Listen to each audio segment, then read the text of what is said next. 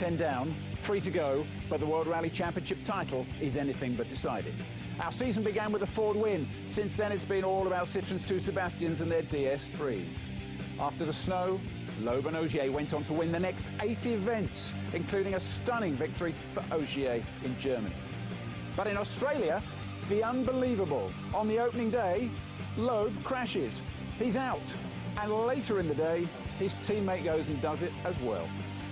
Ford didn't need a second invitation and claimed a 1-2. Hirvonen won and now sits just 15 points behind the defending champion. But this is France. That means more tarmac. That's Loeb's favourite surface. And these are the streets where he grew up. He won here last year. He was hot favourite to do it all over again. His fans lining the stages as he goes. The rally is based on the outskirts of Strasbourg, with the power stage being run through Loeb's hometown of Haguenau, just to the north. It's a small street stage, and the Loeb fan club will be out in force. Or will it?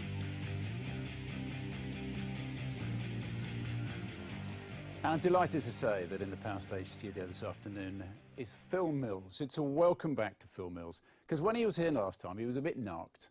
And I like to have happy customers in the studio with me, because Phil said to me, show pictures of me and Petter by all means, but please show me winning.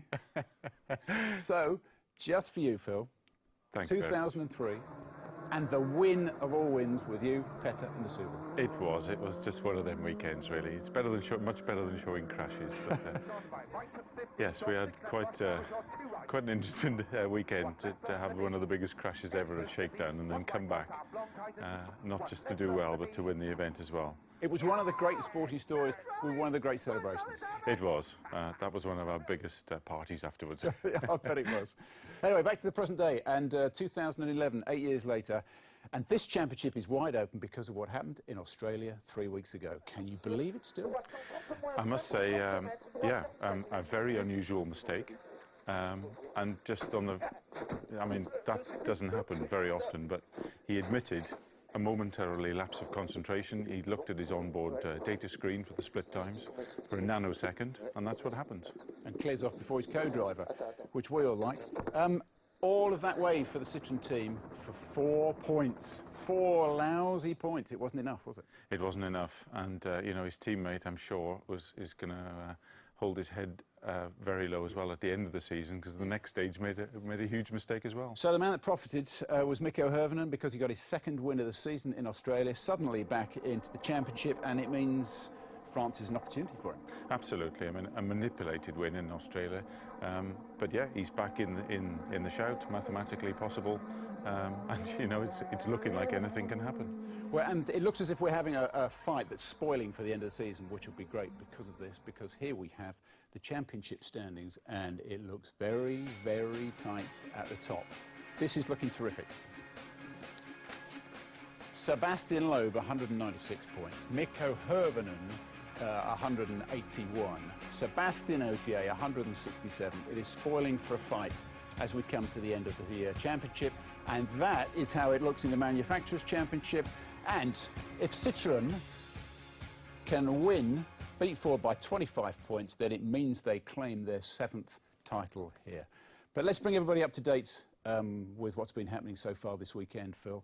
And it's back to Sebastian Loeb, and not again, surely. Yeah, it just goes to show, doesn't it? I mean, such a simple mistake.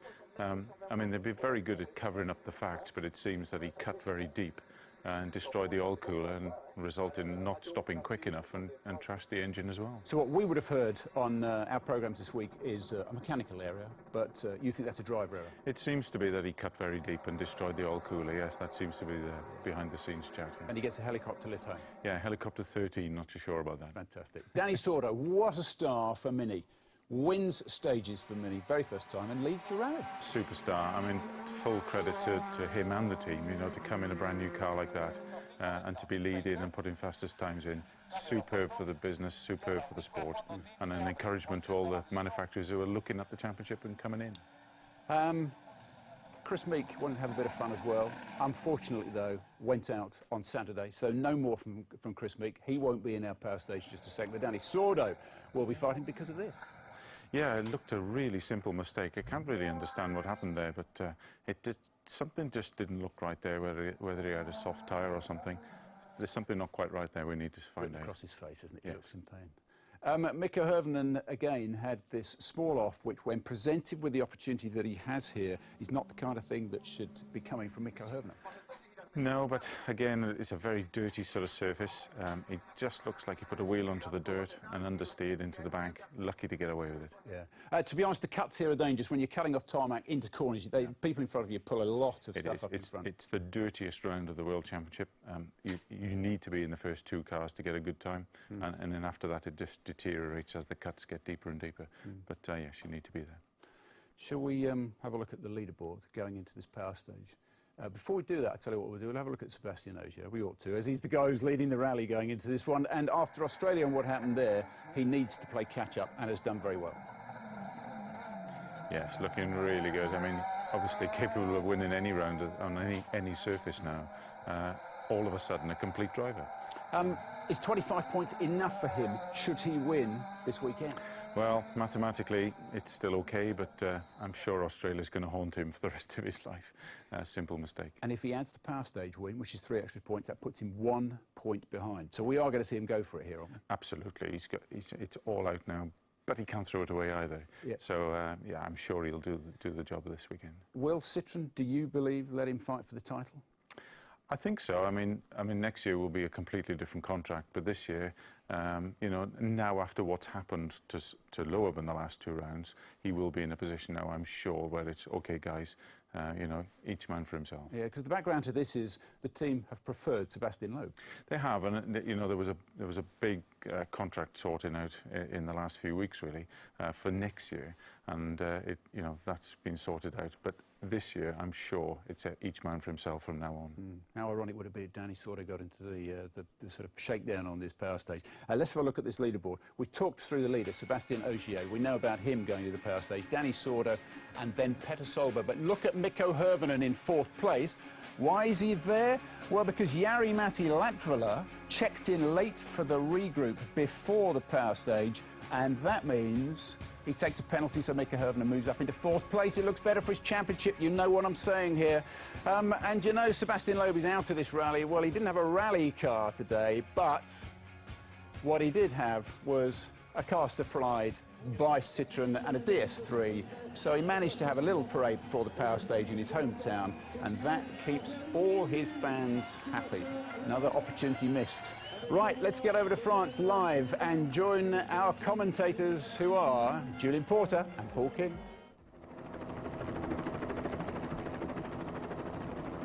The power stage is a mixture of fast straights and tight corners, as you can see right in the city centre, just passing the train station into a fast straight, but they'll be hard on the brakes for that hairpin where crucial seconds could be made or lost. There are lots of really technical tight corners to negotiate where high curbs could prove an issue, and unforgiving concrete barriers lining the road. Plenty of chicanes around too. After 3 laps, the road veers to the right for another straight to the finish. That too is punctuated by a couple of chicanes as the cars storm down towards the town hall.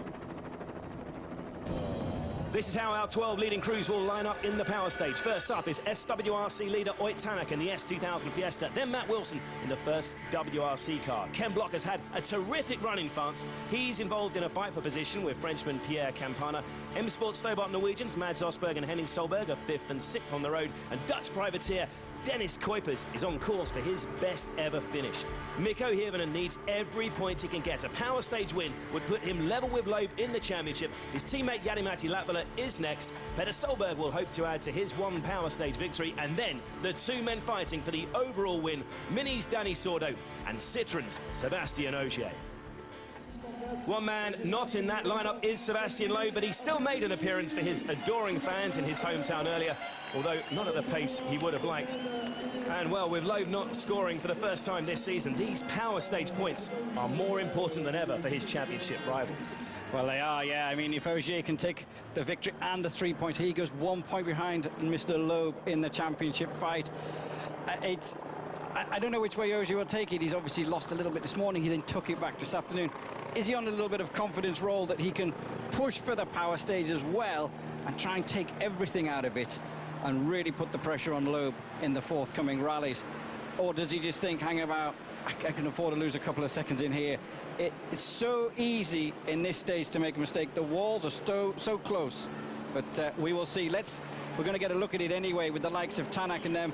OJ's got a few minutes to think about his plan of attack, but Tanak is into the stage, a superstar of the future for sure. Yeah, this is TÄNAK. He's leading the SWRC category, on course for another win. We saw him win the last SWRC round in Germany as well on tarmac. And this young man, he really is something special. A very, very special talent. I think a lot of teams will be looking at him in for maybe 2 years' time. Not so much next year. I think if you can try and find a privateer World Rally Car seat for next year and gain some experience in that, and then I think a force to be reckoned with from 2 years onwards. Yeah, as we say, he's got an SWRC win at stake. It's a fairly cautious approach we're seeing here, but it does give us a good chance to take a look at this circuit for the first time. Nice and tidy through the bollard, through the chicane there. Hay bales stopping them taking the straight line. We have seen a few drivers clip these in the first run through. Lots of curbs around as well, as you can see. That's it. Well, we know what kind of damage these hay bales can make. Evgeny Novikov missing his braking point and ploughing straight into them yesterday, and it just flattens the front of your car. You do not want to miss your braking point in hitting them. Also, behind all these beautiful advertising, there are concrete blocks. So it's a lot to lose in here by going even half a foot wide. Yeah, so TÄNAK, he's been handed a lifeline in the SWRC Championship with Juho Hänninen, who is leading that category in the championship standings, slipping up this weekend. Oit started this round 18 points behind the Finn. You see, it's all the little curbs. We saw in the Germany power stage, clipping curbs puts a tyre off the rim, tyre goes flat, you lose grip and traction. So you've got to be really careful. Now, this is a hairpin, but it's a strange hairpin. It's very, very open. So it's kind of got to be taken as either one long corner or two short corners. And sometimes the drivers are pitching in, we saw this morning, too early and having to take like a come out of it and go back in. And this morning, Jari-Matti was better, and he just drifted all the way through it. So let's just see. TÄNAK hasn't got the power available to do that in that kind of situation. What he's just got to do is get through and not clip anything. Yeah, no turbos in these Super 2000 cars, of course. Well, it just goes to show what a wonderful idea this power stage is. Really nice and tidy as he is out through that hairpin. But yeah, very different to what we saw out in the bush in Australia. Now we're in a tight street circuit. And there are so many things to watch out for. These are everyday roads. This is like the Monaco Grand Prix of Formula 1, you know what I mean? This is everyday roads. There's manhole covers, there's curbs, there's the pavements and everything. They've got to watch the lot. Fortunately, it's not wet, because if it was wet, your white markings would cause problems. Yeah, this is where Oit has just branched off to the right there. This is the final straight coming up. Sorry, not quite there yet. He'd be pleased to get through here. I tell you, he wouldn't have believed the misfortune of Hänninen so far when he was going through the weekend. And the championship he kind of gave up 2 or 3 rallies ago.